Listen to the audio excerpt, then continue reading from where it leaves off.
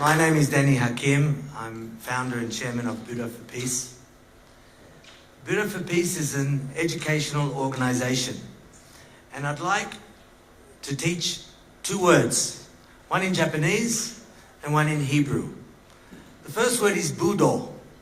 And many Israelis say, Budo, oh, I know what is Budo. That's judo for peace. It's not judo for peace. It's not Buddha for peace. And it's not voodoo for peace. Because in Hebrew, the bu and the vu is very similar and people get confused. So what is Budo? There is do and there is bu. Do is a way. Like Aikido, Karate Do, Taekwondo, Kendo. They're all different ways to enlightenment. That's the do. And you'll see tonight an amazing calligrapher who's going to be drawing Budo.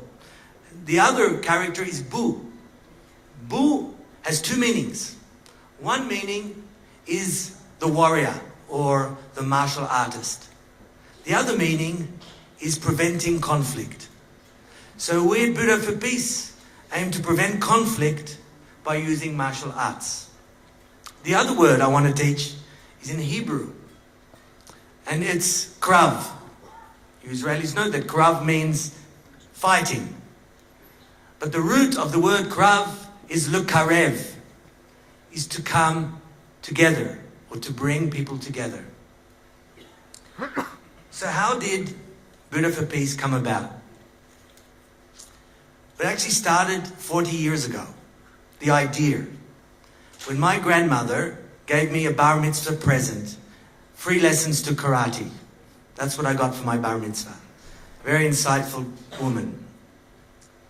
And what was interesting is that I enjoyed it and I did well, and then I represented Australia. For 10 years I represented Australia. And on the team were very interesting mates.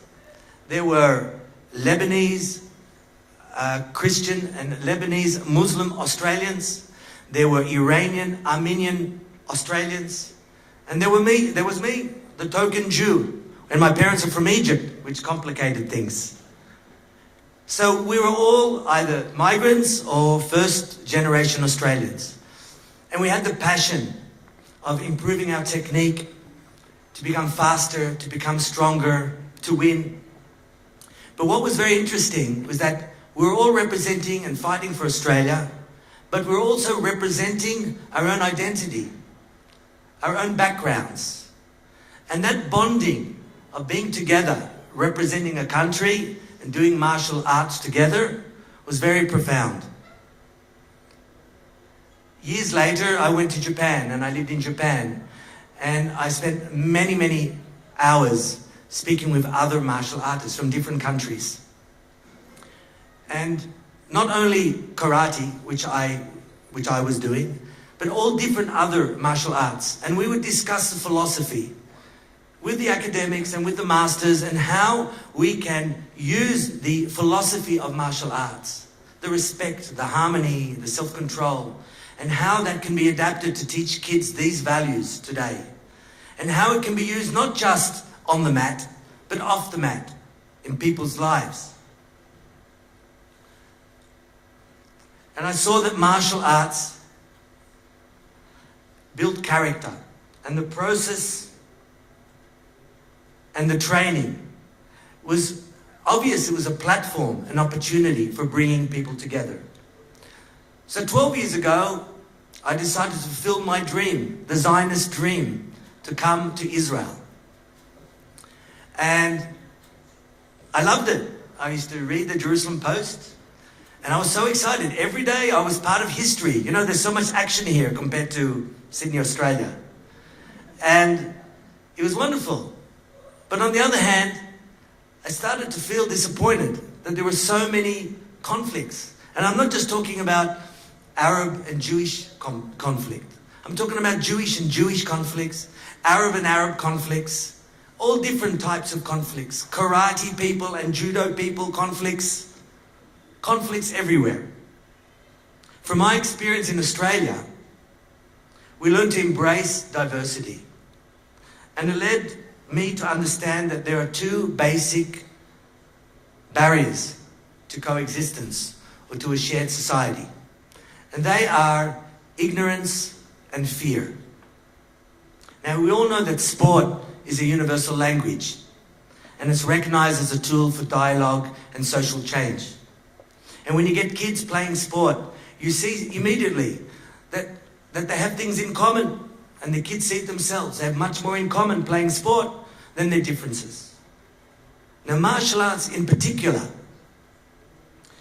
where they wear the same clothes, and you'll see tonight, you won't be able to tell the difference. They wear the same clothes, they do the same bowing, they're learning the same techniques, and they're also learning a different ritual, Asian ritual, Japanese ritual or Chinese ritual, depending on the martial arts.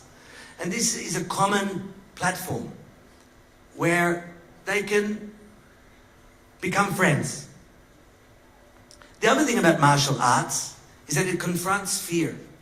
When you are dealing with an opponent, first of all, it's contact.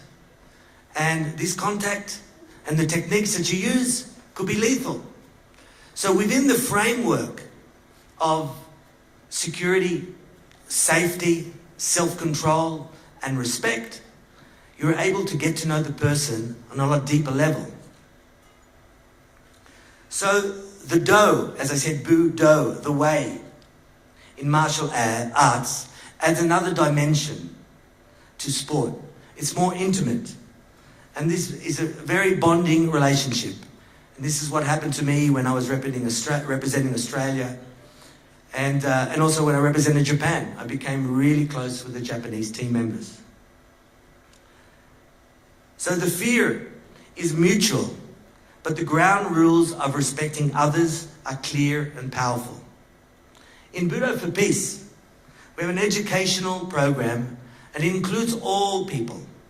And we have in our organization Bedouins, we have Druze, we have Arab Christians, we have religious Jews, and I'm talking about religious Jewish women instructors as well, and religious Muslim women instructors as well.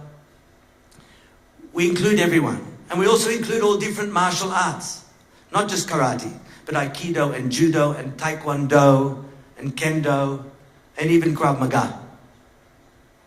Now the key to our success are the great instructors that we select and we train in our unique educational program. The program has been created by martial arts instructors and pedagogic teachers. Our two major activities are teaching values and bringing people and communities together. As part of the attempt of our organization to raise money and be sustainable, I've been involved with producing a book, which you'll see outside. Here it is here. It's a book called Children of Israel. It's an amazing photographic book of all the different types of children in Israel.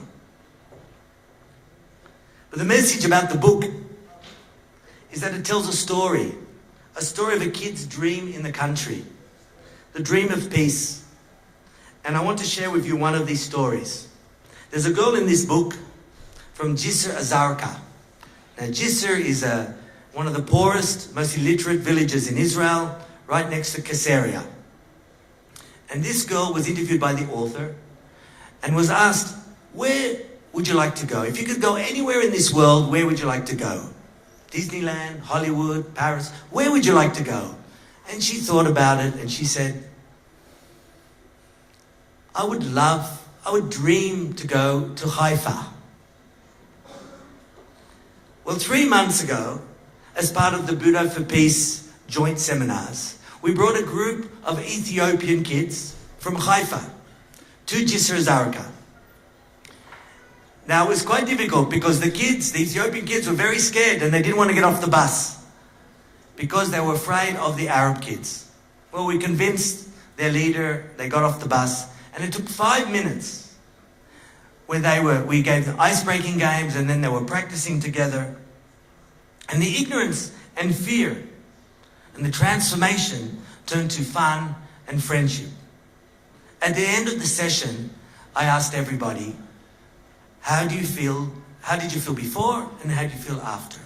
And that one girl that dreamed of going to Haifa put up her hand And she said, I think my dream can come true because I've now a friend in Haifa. Our main mission in Budo for Peace is to bring people and communities together by empowering youth and to teach them to be tolerant and respectful citizens. I believe that we have the opportunity to destroy the ignorance and fear which is rampant in most societies. I would like to thank you all for contributing and helping bring our kids together for the summer camp this year. Your donations are very valuable to us, and particularly to these kids. We can make their dreams come true. Thank you.